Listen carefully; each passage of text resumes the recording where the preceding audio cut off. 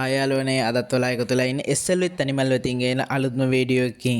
ඉතින් අද මම ගෙනාවේ ඔයාලට මගේ කලින් ප්‍රශ්නයක් අහලා තිබ්බා fighter fish නැත්නම් betta fish එක ගෑනු සතු එකට හදන්න පුළුවන්ද කියලා මම ප්‍රශ්නයක් අහලා තිබ්බා.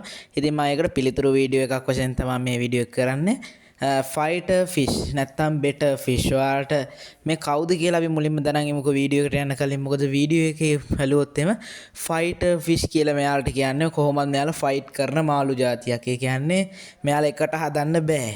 ඉතින් මගෙන් අහලා තිබ්බවලා ගෑනු සත්තු එකට හදන්න පුළුවන්ද කියන්නේ. කොටින්ම මම පිළිතුරු කිව්වොත් එහෙම ගෑනු සත්තු එකට හදන්න පුළුවන්. මොකද ගෑනු සත්තු එකට හදන්න පුළුවන් වුණාට පිරිමි සත්තු නම් කොහොමත්ම එකට හදන්න බෑ. මොකද එයාලට ෆයිටර්ස් කියලා නම දාලා තින්නේ ඒ හේතුව හින්දා තමයි මෙයාලා කොටා ගන්න මාළු జాතිය. පිරිමි සත්තු නම් කොහොමවත්ම එකට හදන්න බෑ. එයාලා කොටා ගන්න. හැබැයි ගෑනු සත්තු නම් එකට හදන්න පුළුවන්.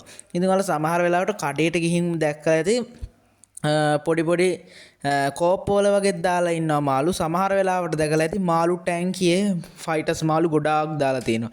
ඉතින් මේ දෙකේ ඇයි මේ පොඩි පොඩි ඒවා ඉන්නේ, මේ ඉන්නේ ඔය පොඩි පොඩි කෝප්පවල වගේ ඉන්නේ පිරිමි සත්තු වගේම. ඔය වෙලාවකට ඔයාලා දකින්න මාළු ටැංකිය වල ගොඩාක් දාලා ඉන්නවා කියන්නේ ඒ ඉන්නේ ඔක්කොම ෆයිටර්ස් ගෑනු සත්තු. මොකද ෆයිටර්ස් ගෑනු සත්තු ගොඩක් දුරට කොටා ගන්න සම්භාවිතය ගොඩක් මඩුයි. ඒ හින්දා එයාලා එකට හදන්න පුළුවන්. ඉතින් මං හිතනවා ඔයාලට මම මේ වීඩියෝ එකෙන් මං ඒකට උත්තරේ දෙන්න ඇති කියලා.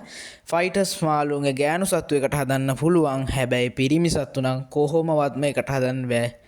බ්‍රීඩිං කාට උනත් වෙලාවකට කොටා ගන්න බලනවා, පිරිමි සතා ගෑනු සතාට කොටන්නත් බලනවා. ඒ වගේ ආක්‍රමණශීලී මාළුවෙක් තමයි මේ betta fish කියන්නේ. එහෙනම් මගේ වීඩියෝ එක අවසන්.